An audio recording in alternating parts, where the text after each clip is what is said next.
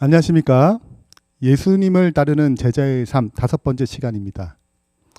오늘은 기도로 사는 삶, 부제로는 기도의 능력을 경험하라, 기도의 능력을 경험하라라는 제목으로 하나님 말씀 증가하겠습니다. 아프리카 정글에서 어느 목사님이 사자에게 쫓기고 있었습니다. 도망쳤던 힘도 다 빠졌습니다. 이제 사자가 곧 자기를 잡아먹기 직전인 것입니다. 목사님이 기도했습니다. 하나님, 저를 굽어 살피사 저 뒤에 쫓아오는 사자를 기독교도로 만들어 주십시오 라고 기도를 했습니다. 그랬더니 사자가 갑자기 멈추는 것입니다. 그리고 사자가 기도를 했더래요. 자, 뭐라고 기도했냐면, 오늘 또 저에게 일용할 양식을 주셔서 감사합니다. 아멘. 여러분, 그동안 어떤 기도를 들으셨습니까? 또 어떤 기도를 응답받기를 원하십니까? 이 시간 우리 기도의 능력에 대해서 살펴볼 것입니다. 지난번에 우리는 광야에서 만나를 먹었던 것이 어떤 의미가 있는지 출애굽 여정을 통하여 표상학적인 측면에서 접근했습니다. 오늘은 이어서 출애굽기 17장에 나오는 광야에서 첫 번째 전쟁인 아말렉의 전쟁을 통하여 기도의 능력이 무엇인지, 기도하는 삶이 얼마나 중요한지 살펴보고자 합니다. 잠깐 복습을 하겠습니다.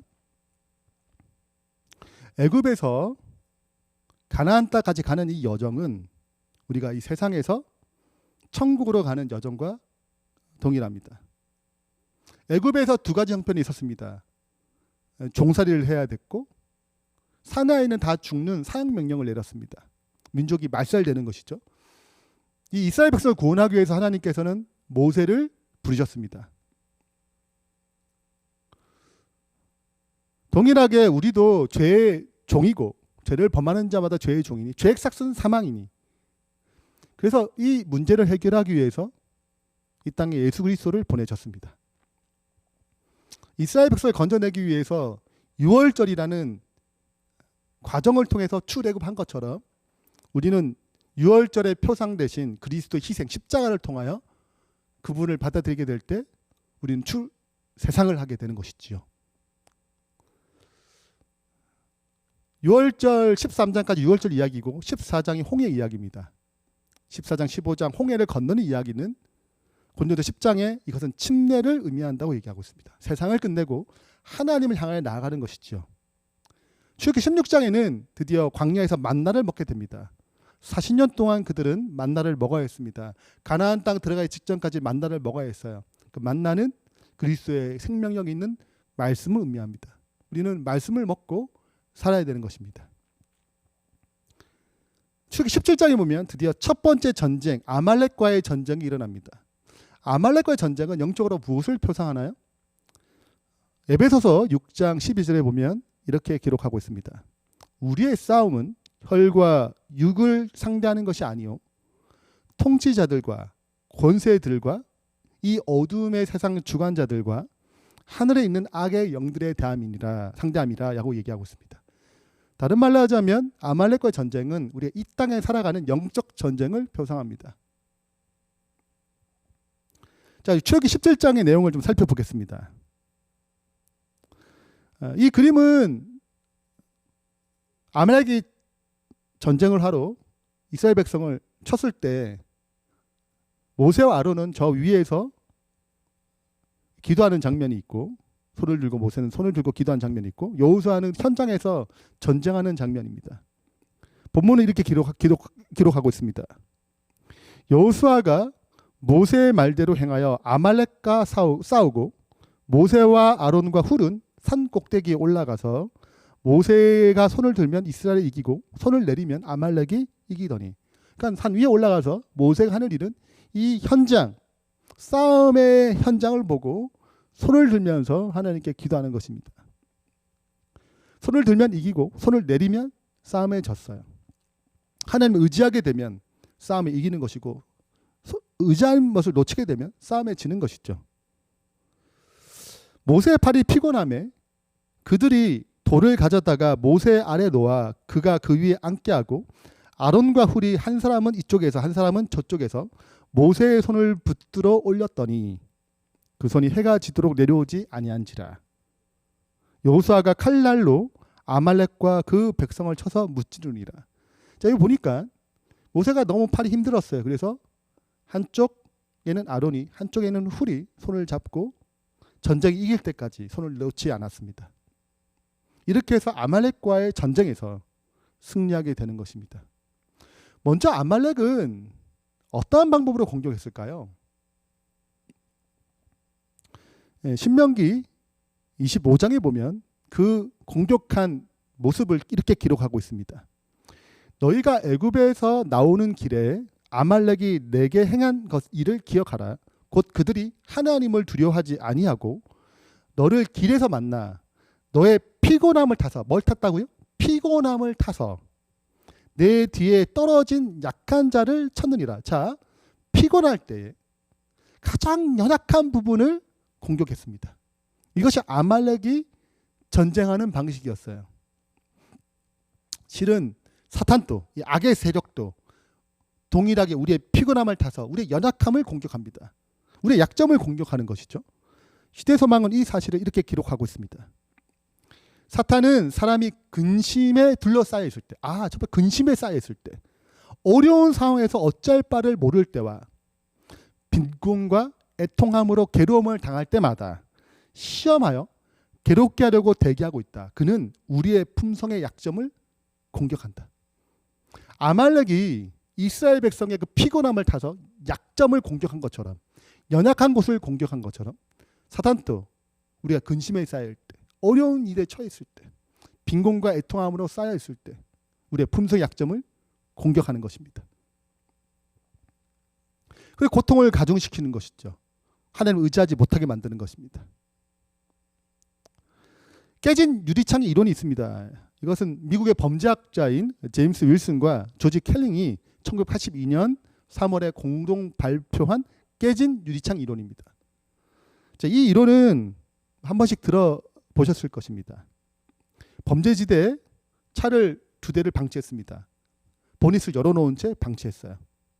단 한 차에만 유리창을 깼습니다. 나머지는 똑같아요. 모든 것을 똑같이 하고 문도 다 열어놨어요.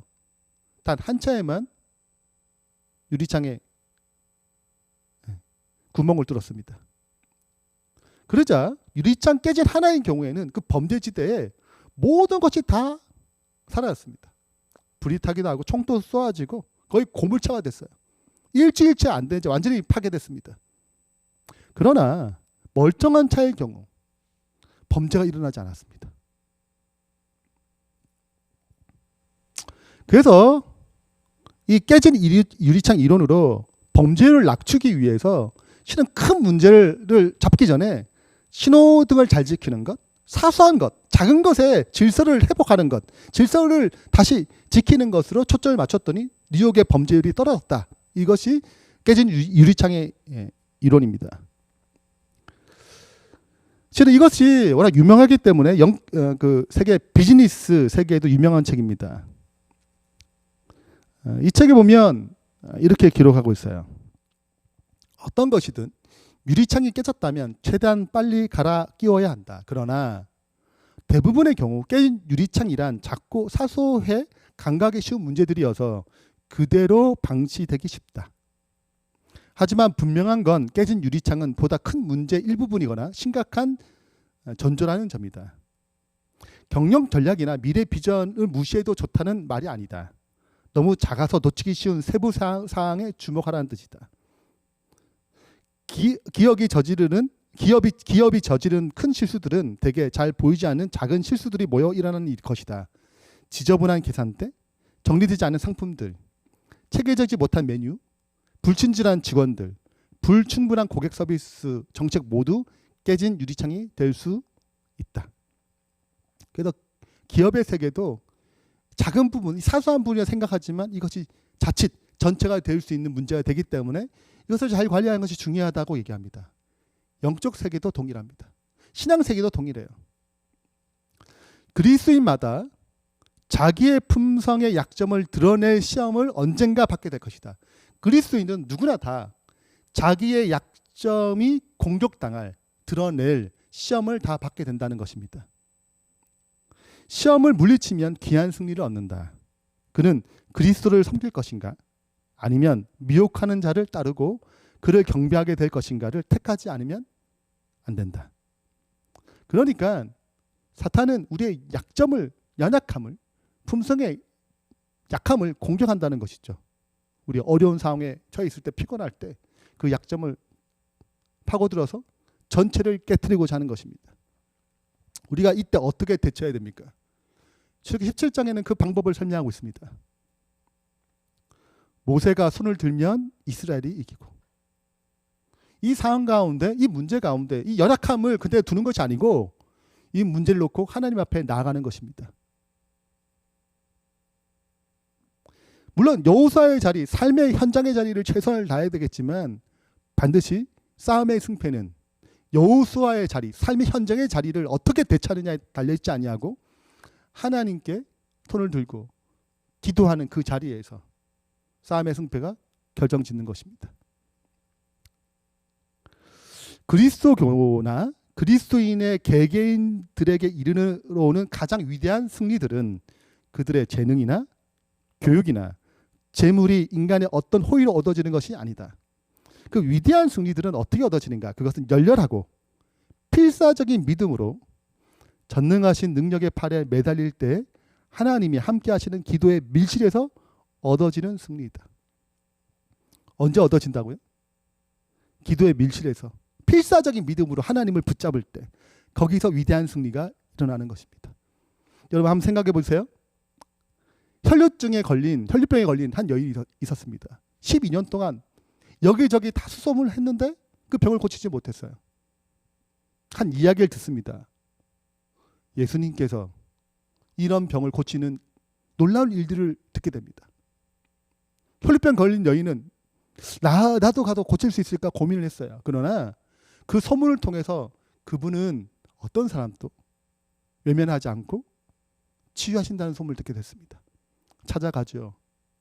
그러나 너무 많은 사람들이 예수님 주변에 있어서 그녀는 예수님께 말할 수가 없었습니다. 몸은 허약하고 어떻게 할지 몰랐어요. 그때 예수님께서 그 여인에게 찾아오십니다. 그 여인이 가까이 오세요. 여인에게 믿음이 생겼습니다. 내가 이분의 손만, 이 옷자락 만져도 내가 낫겠다라는 전능하신 그 분의 능력의 팔을 의지하는 믿음이 생겼습니다. 그 여인이 예수님 옷자락을 만졌을 때 기적이 일어난 것이죠. 병이 치료됐습니다. 그 문제가 해결됐습니다. 여러분 생각해 보세요. 수많은 사람들이 예수님의 옷자락을 건드렸습니다. 예수님께서 얘기합니다. 나의 능력이 나갔다고 얘기하죠. 누가 나의 옷자락을 만졌다 얘기합니다. 제 아들이 얘기합니다. 예수님 무슨 말씀하세요? 얼마나 많은 사람들이 옷자락을 만지는데요. 아니다. 나에게 능력이 나갔도다 얘기하는 것입니다. 우리가 기도할 수 있어요.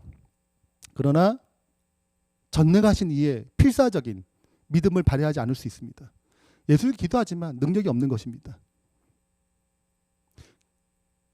우리가 기도에 능력이 있으려면 참된 믿음을 발휘해야 되는 것입니다.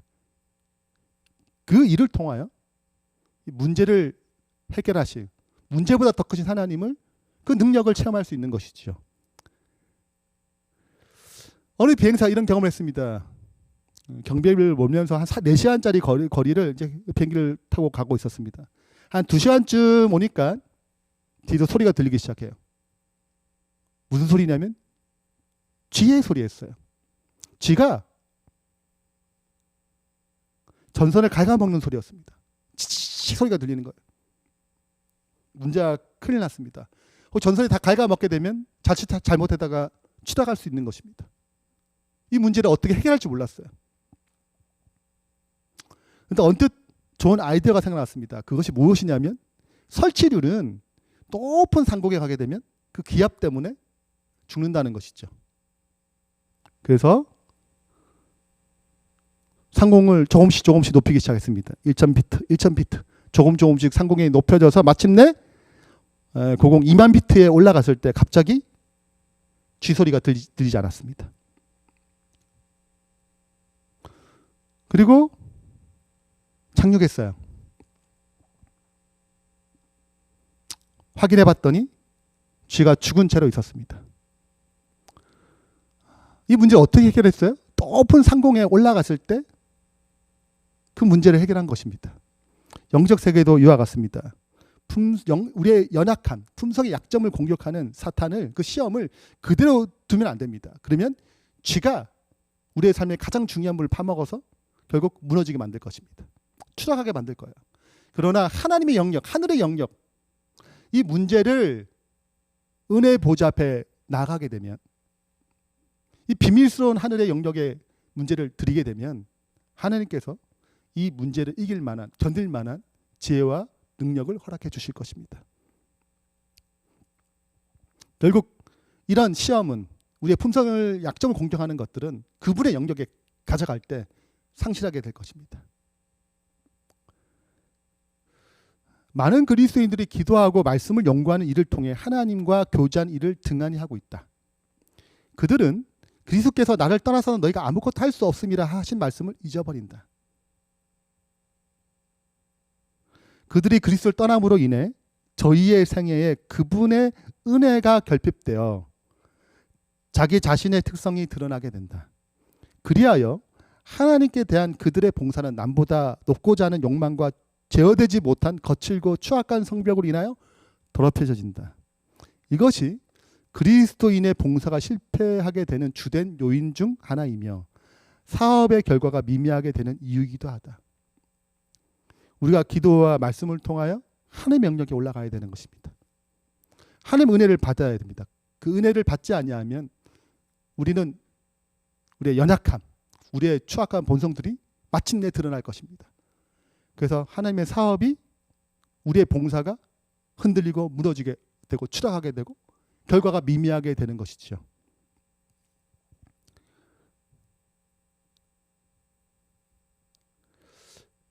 출애굽기 17장에 보면 모세가 손을 들기 힘들어합니다.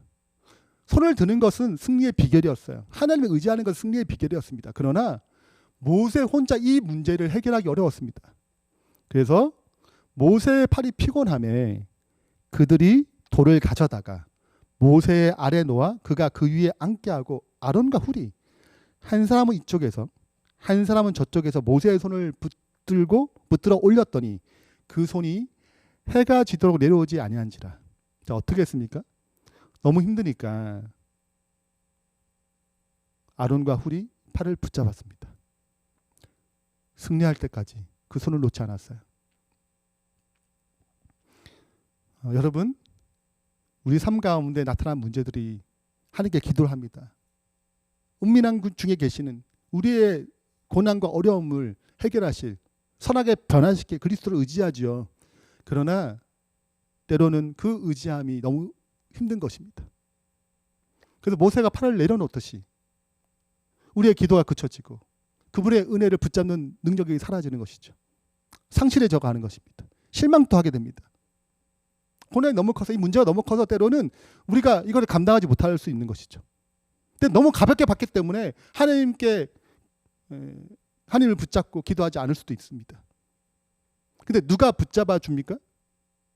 아론과 훌이 붙잡아 줍니다. 다시 일으켜 세우는 것이죠. 여러분, 나만 장군도 그랬습니다. 나만 장군이 문둥병, 나병을 고치기 위해서 엘리사를 찾아갔을 때 엘리사가 요단강 가서 7번 씻으면 된다라고 얘기했어요. 나만 장군 실망했습니다.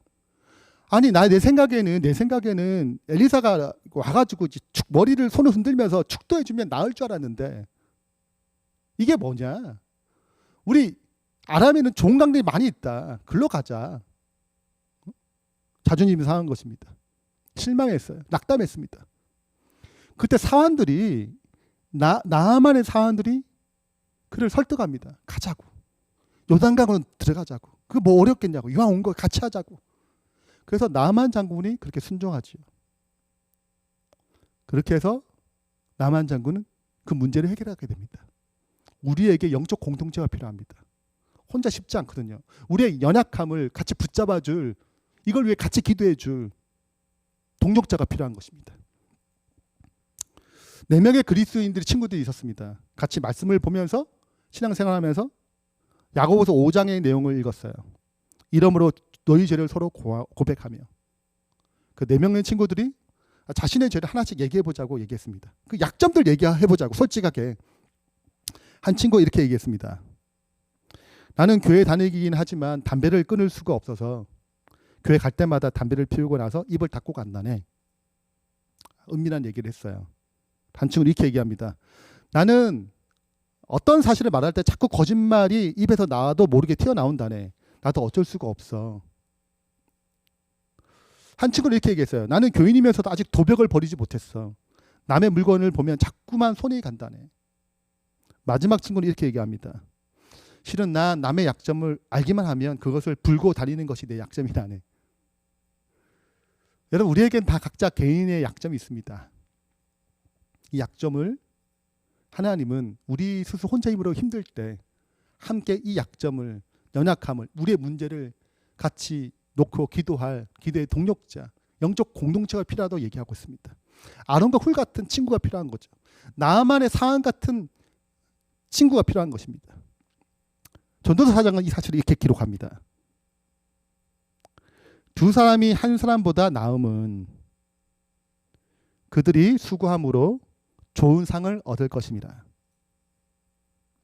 혹시 그들이 넘어지면 하나가 그 동물을 붙들어 일으키거니와 홀로 있으면 넘어지고 붙들어 일으킬 자가 없는 자에게는 화가 있으리라.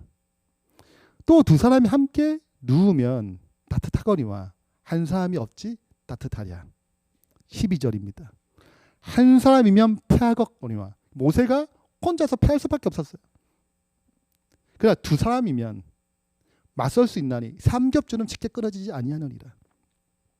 여러분, 함께 나의 고민과 나의 문제, 나의 연약함을 놓고 기도해 줄, 마음을 터놓고 나의 약점을 터놓고 얘기해 줄 이런 깊은 관계의 공동체, 영적 친구들이 있습니까? 우리에게는 함께 기도할, 함께 문제 놓고 실험할 동력자가 필요합니다. 저희 교회에서 실은 이런 얘기들 많이 들렸어요. 혼자 말씀 보고 기도하는데 잘 안 된다. 처음에 좀 설교 듣고 또 이런 제자 훈련 받고 이렇게 자극을 받아요. 그래서 좀 진행하다 보면 뭐 한두 달 좀 하다 보면 또 혼자 이런저런 상황 때문에 바빠서 기도와 말씀이 무너질 때가 있습니다. 그래서 저희가 이런 연약한 지체를 인정하고 함께 세워줄 영적 공동체를 만들었어요.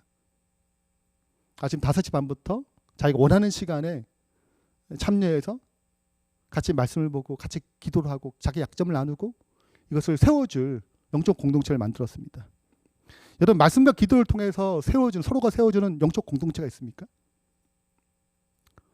오늘 우리의 삶 가운데 영적 공동체 혹시 없다면, 너무 외롭게 신앙한다면 이런 영적 공동체 달라고 기도하시길 바랍니다.